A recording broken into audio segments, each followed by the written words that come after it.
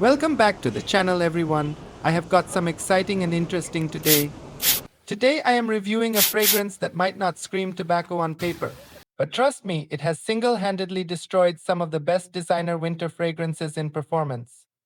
Spain is a vibrant land shaped by so many cultures over the years.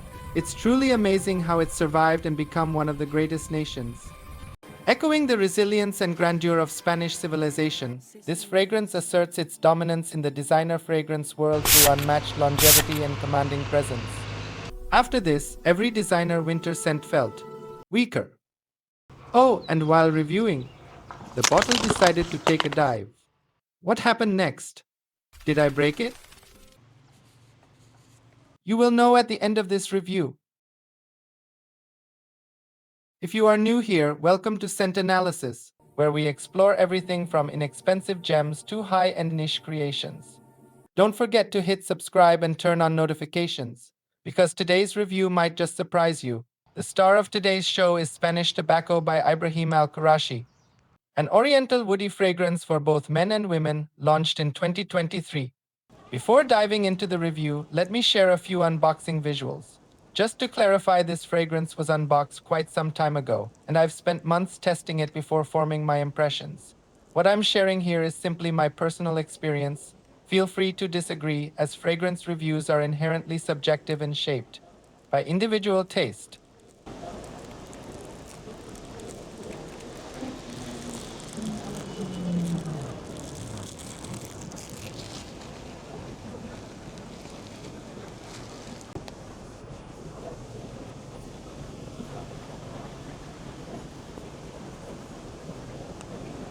The box looks absolutely stunning, and the bottle inside is super secure.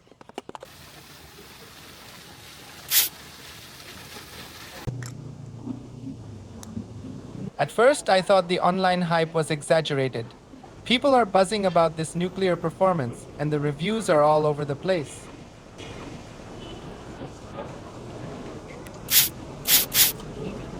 When I first gave it a shot, it felt just kinda average. It did perform, but not like a beast. So what mistake did I make? Let's talk about that. My mistake was wearing it in the summer. With notes like aquatic, I assumed it would perform in heat of July and August. But I was wrong.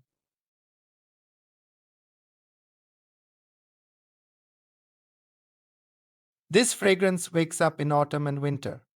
It's salty, thick, and warm, and that's when it reveals its true character.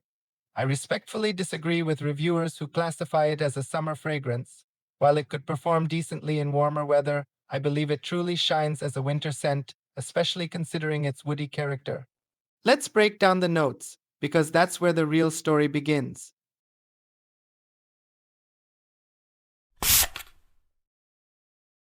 The top notes are aquatic notes, tonka bean, and saffron. The middle notes bring in cocoa, amber, and tobacco. And finally, the base notes are iris and woody accords. Now here is where it gets interesting. Saffron dominates the opening. If you have experienced saffron-based perfumes before, you know how beautifully it performs in cold weather. Think of Shaka Foud by Swiss Arabian, a fragrance that continues to project even after 9 years, well past its expiration date. The aquatic vibe here isn't just about freshness or summer feels. It's got this deep, rich scent like dark blue ink. It's just a stage light pushing saffron forward, giving it a sparkling lift before it settles into that warm, spicy heart. Then comes cocoa, amber, and tobacco, a trio that defines winter comfort. They create this thick, cozy, resinous layer that feels like stepping into a wooden cabin on a cold night. The dry down of Spanish tobacco is, without a doubt, the most captivating phase, the moment when the fragrance truly reveals its soul. As the smoky warmth of tobacco fuses with the velvety depth of cedar, it feels like a story unfolding from the ancient heart of Extremadura. The fragrance card says an olfactory treasure buried this fragrance bottle telling stories of melding cedar with tobacco. It will take you on a sweet trip in the city of Extremadura to awaken inspiration towards a fragrance that derives its name from Spanish tobacco. So yes, this is a winter fragrance. When I finally tested it in cooler weather, the performance was absolutely incredible. Let's talk about longevity and projection. It may not smell better than every designer out there, but in terms of performance, it destroys them. I haven't compared it directly to any designer fragrance, but I can say with full confidence that it's far superior. Longevity. Absolutely a 10 out of 10. Seriously, it's that good. But since it didn't really shine in the summer, I would give it a solid 9.5. It is extrate deeper foam concentration, that's why. It lasts easily 8 to 10 hours, sometimes even more, and it doesn't just last, it evolves beautifully, smelling luxurious, never synthetic. You can feel the difference. The projection is awesome, but it's not quite beast mode. So I would rate it 8 out of 10. Presentation is key, and Ibraheem Al Qurashi nails it like other Middle Eastern fragrances. That bottle is just absolutely stunning, isn't it? Seriously, it catches your eye. Cigar-inspired rib design, deep blue glass, golden cap heavy, luxurious, and satisfying to hold. Atomizer. Perfect mist distribution.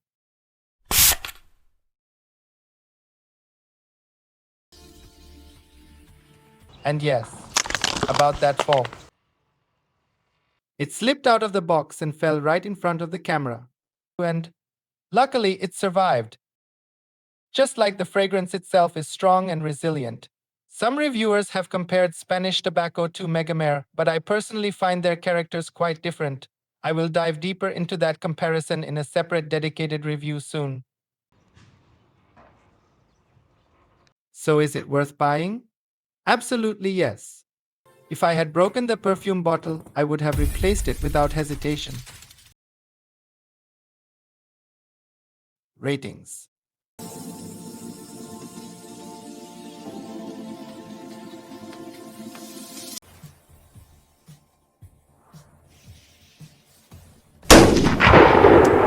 Spanish Tobacco by Ibraheem Al Qurashi has a clear Middle Eastern vibe rather than a Western one. Its scent is built around warm amber, oud and sweet tobacco, giving it a rich, luxurious Arabic feel. Thank you for watching Scent Analysis. If you enjoyed this review, give it a thumbs up, subscribe, and share your thoughts below.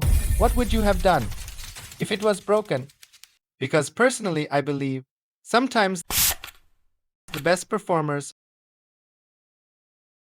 are the ones that survive the fall.